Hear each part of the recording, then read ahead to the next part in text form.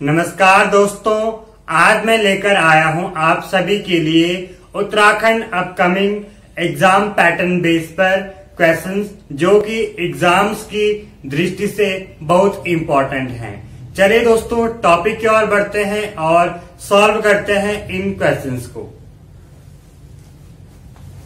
पहला क्वेश्चन है इसमें, गढ़वाल का उस शासक का नाम बताइए जिसे आदिनाथ के नाम से जाना जाता था।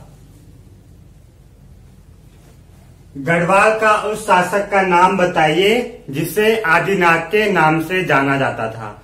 तो दोस्तों, आपके परमार वंश के 37वें राजा अजय पाल को आदिनाथ या कह सकते हैं आदि गुरु के नाम से जाना जाता था। परमार वंश के 37वें राजा अजय पाल, जिसने 52 गढ़ों को एक किया था, उसको आदिनाथ या आदि गुरु की उपाधि दी गई थी। ये किसके द्वारा ये दी गई थी दोस्तों? तंत्रिका विद्या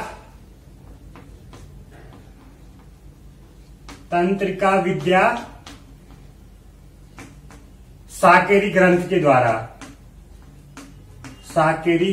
द्वारा राजा अजय पाल को आदिनाथ या आदि गुरु की उपाधि दी गई थी। बात करते हैं नेक्स्ट क्वेश्चन की। भंगाणी का युद्ध किस किस के बीच हुआ, या कह सकते हैं भंगाणी का युद्ध किन किन के बीच हुआ। तो दोस्तों, ये हुआ था आपका गढ़वाली राजा फतेहपति शाह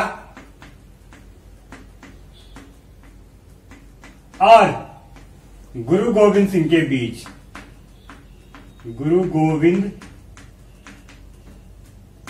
सिंह के बीच भंगाणी का युद्ध हुआ था और गढ़वाली राजा का साथ यानी राजा फतेहपति का साथ दिया था कुछ पहाड़ी राजाओं ने।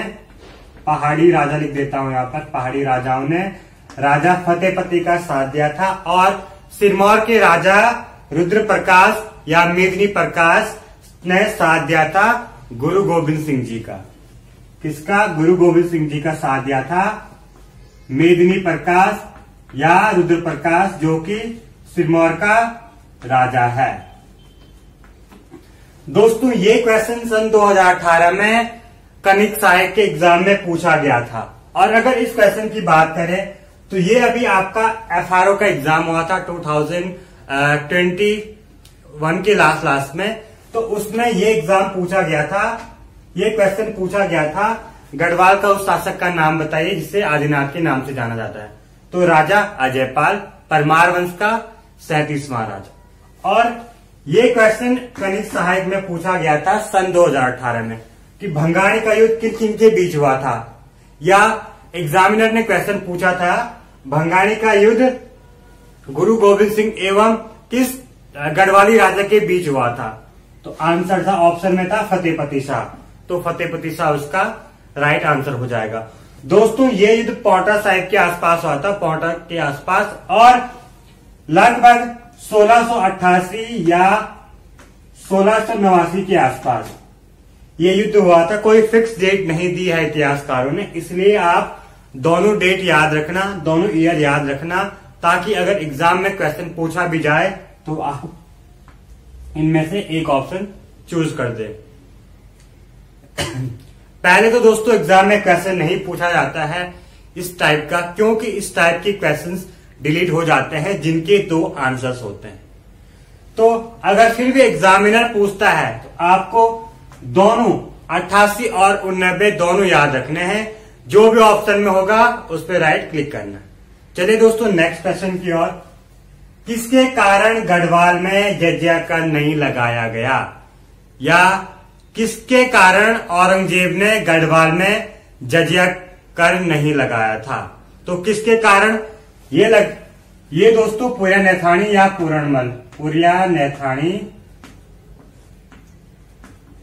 या कह सकते हैं पुराणमल, इसका दूसरा नाम। गढ़वाल में पुर्यानैथाणी या पुराणमल की चालाकी के कारण औरंगजेब ने जजिया कर नहीं लगाया था। और पुर्यानैथाणी मंत्री किसका था? ये था फतेहपति का या फतेहपति शाह का राज दरबारी मंत्री था। दोस्तों इसको साथ साथ गढ़वाल का चाणक्य एवं गढ़वाल का फडणवीस भी कहा जाता है। इसकी चालाकी के कारण फतेहपति शाह ने इसको अपने टाइम पीरियड में अस्तबल प्रमुख भी बताया था या बनाया था, जो कि हम ऑलरेडी पिछले टॉपिक में पढ़ चुके हैं। अब बात करते हैं नेक्स्ट क्वेश्चन की। विचित्र नाटक किसकी आत्मकथा है? विचित्र नाटक दोस्तों ये है गुरु गोविंद सिंह जी की आत्मकथा। गुरु गोविंद सिंह जी की दोस्तों उन्होंने इस आत्मकथा में या इस विचित्र नाटक में भंगाणी के युद्ध का वर्णन किया है। उन्होंने कहा है कि 1688 या 89 के आसपास भंगाणी का युद्ध हुआ था गढ़वाल के राजा फतेहपति शाह एवं गुरु गोविंद सिंह जी के बीच। तो उन्होंने अपनी रचना विचित्र नाटक में भंगाणी के युद्ध का वर्णन किया है। अब डिस्कस करते हैं नेक्स्ट क्वेश्चन को। गढ़वाल का चाणक्य किसे कहा जाता था? या फतेहपति शाह के टाइम पीरियड में गढ़वाल का चाणक्य किसे कहा जाता था? तो किसको कहा जाता था? पुरियानैथाणी, जो कि हम पढ़ चुके हैं। पुरियानैथाणी को गढ़वाल का चाणक्य प्लस फडणवीस, गढ़वाल का फडणवीस कहा जाता था पुरियानैथाणी को। बात करते हैं नेक्स्ट क्वेश्चन की। पृथ्वीपति शाह की द्वितीय राजधानी कहां थी? पृथ्वीपति शाह की द्वितीय राजधानी कहां थी? तो इसकी द्वितीय राजधानी थी दोस्तों गढ़वाल गढ़ी या राजगढ़ी कह सकते हैं, राजगढ़ी। साकेरी क्षेत्र में दोस्तों, और साकेरी क्षेत्र कहां पड़ता है? ये पड़ता है आपका उत्तरकाशी जनपद में। बड़कोट पुरोला वाला क्षेत्र है या उसे ही राजगढ़ी के नाम से जाना जाता था। और पृथ्वीपति शाह की द्वितीय राजधानी कहां पर थी? वही साकेरीगढ़ या गढ़वाल गढ़ी राजगढ़ी उत्तरकाशी के अंदर आपके साकेरीगढ़ में। नेक्स्ट टॉपिक की बात करते हैं। सुलेमान सिको ने किस परमार वंशीय राजा के राज दरबार में शरण ली? सुलेमान सिको ने किस परमार वंशीय राजा के राज दरबार में शरण ली? तो इसने राजा पृथ्वीपति शाह के राज दरबार में शरण ली थी। इसकी राजा पृथ्वीपति शाह के राज दरबार में। पृथ्वीपति शाह सुलेमान सिको जो कि पुत्र था दारो सिक्को का, उसने गढ़वाल के शासक पृथ्वीपति शाह के राज दरबार में शरण ली थी दोस्तों इसके साथ साथ दो कलाकार कह सकते हैं यहां पर आए थे, श्यामदास और हरदास। श्यामदास और हरदास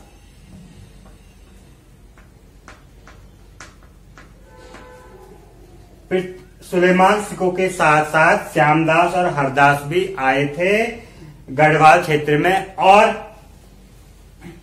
बाद में जाकर हरदास का पोता होगा दोस्तों मोलाराम, जो कि हम आगे चलकर पढ़ेंगे। अब बात करते हैं दोस्तों इसी क्वेश्चन में, अगर परमार वंश की जगह चंद वंश लिखा गया, अगर यहाँ पे परमार वंश ना हो, चंद वंश लिख जाए, चंद वंशीय राजा, तो कौन होगा? राजा बाज बहादुर चंद।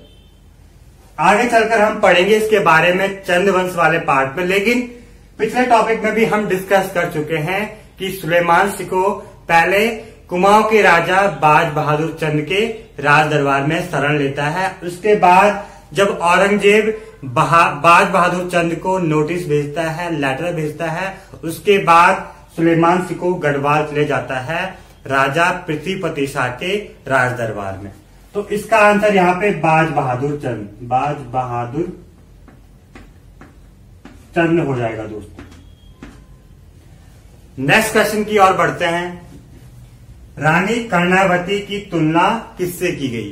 रानी कर्णावती की तुलना किससे की गई? दोस्तों अगर रानी कर्णावती की बात करें तो इसकी तुलना की गई थी गोंडवाना की शासिका दुर्गावती से।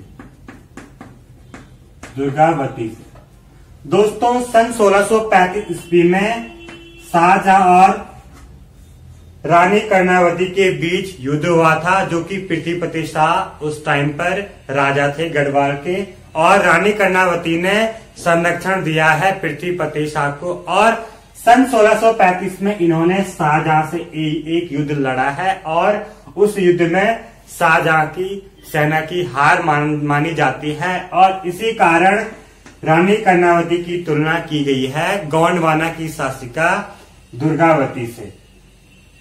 और साथ ही साथ दोस्तों रानी कर्णावती को नाकटी रानी भी कहा जाता है, क्योंकि जब राजा शाहजहां के नेतृत्व में लड़ रहे सैनिकों की हार हो गई थी, तो उसके पश्चात रानी कर्णावती ने उनकी नाक काट दी थी, इसीलिए इस रानी को नाकटी रानी भी कहा जाता है गढ़वाल के इतिहास में। दोस्तों बात करें तो रानी कर्णावती ने संरक्षण दिया है पृथ्वीपति शाह को, और रानी कर्णावती के समय माधो सिंह भंडारी एक पावरफुल सेनापति थे, उन्होंने भी अपनी सेवाएं दी हैं रानी कर्णावती के टाइम पीरियड में। बात करते हैं नेक्स्ट क्वेश्चन की, 16वीं सदी का पहला इंजीनियर। 16वीं सदी का पहला इंजीनियर किसे कहा जाता है? तो ये कहा जाता दोस्तों माधो सिंह भंडारी जी को। माधो सिंह भंडारी जी को 16वीं सदी का इंजीनियर कहा जाता है। क्यों कहा जाता है? दोस्तों ये राजा इतना महान था, ये सेनापति इतना महान था कि इसने मलेथा गांव में पानी लाने के लिए अपने पुत्र गजेश सिंह की तक बलि दे दी थी। यानी इसने मलेथा गांव में पानी लाने के लिए एक नहर बनाई, और नहर बनाने के पश्चात इसने एक भैरव देवता मंदिर को अपने पुत्र गजेश सिंह की बलि दी थी। तब जाके चंद्रभागा नदी से मलेथा गांव में नहर द्वारा पानी आता था। दोस्तों ये गांव श्रीनगर और देवप्रयाग के बीच बसा हुआ है, और दोस्तों अलकनंदा नदी के ऊपर ये गांव है। तो अलकनंदा नदी से तो पानी ऊपर ले जाया नहीं जा सकता था, ये तो पॉसिबल ही नहीं था। लेकिन माधो सिंह भंडारी ने क्या किया कि चंद्रभागा नदी के सामने वाली पहाड़ी को तोड़ा, उसके अंदर सुरंग बनाई, उसके पश्चात गढ़वाल या मलेथा क्षेत्र में पानी आया था। बात करते हैं नेक्स्ट क्वेश्चन की, पलेठी का सूर्य मंदिर स्थित है। दोस्तों जैसे सेम कोणार्क का सूर्य मंदिर उड़ीसा में है, वैसे ही पलेठी का सूर्य मंदिर देवप्रयाग से 18 किलोमीटर दूर हिंडोला खाल में है। हिंडोला खाल जो कि टिहरी का क्षेत्र है दोस्तों, टिहरी के अंदर आता है आपका हिंडोला खाल, और देवप्रयाग से 18 किलोमीटर दूर है आपका हिंडोला खाल या पलेठी का सूर्य मंदिर। बात करते हैं नेक्स्ट क्वेश्चन की, नक्षत्र वेधशाला की स्थापना किसने की? नक्षत्र वेधशाला दोस्तों इसकी स्थापना 1946 में प्रसिद्ध विद्वान चक्रधर जोशी जी द्वारा की गई। चक्रधर जोशी जी द्वारा की गई, और उन्होंने देवप्रयाग में इसकी स्थापना की थी। इसकी नक्षत्र वेधशाला की स्थापना 1946 में प्रसिद्ध विद्वान चक्रधर जोशी जी द्वारा देवप्रयाग में की गई। कहां पर? देवप्रयाग में की गई थी।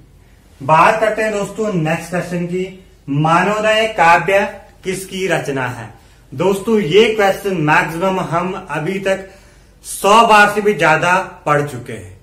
तो मानवोदय काव्य की रचना किसने की है? ये की है दोस्तों कवि भरत ने।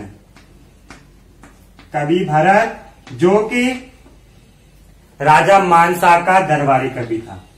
राजा मानसा का राज दरबारी कवि था, और उसने मानवोदय काव्य संस्कृत भाषा में लिखी है। किस भाषा में? संस्कृत भाषा में मानवोदय काव्य लिखी गई है, और पंवार वंश या परमार वंश का सबसे ऐतिहासिक और प्रामाणिक काव्य है मानवोदय काव्य, जो कि कवि भरत द्वारा लिखी गई है।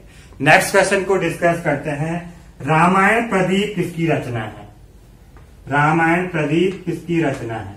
तो दोस्तों ये रचना है मेधाकर शास्त्री की। किसकी? मेधाकर शास्त्री। और ये दोस्तों राज कवि थे किसके?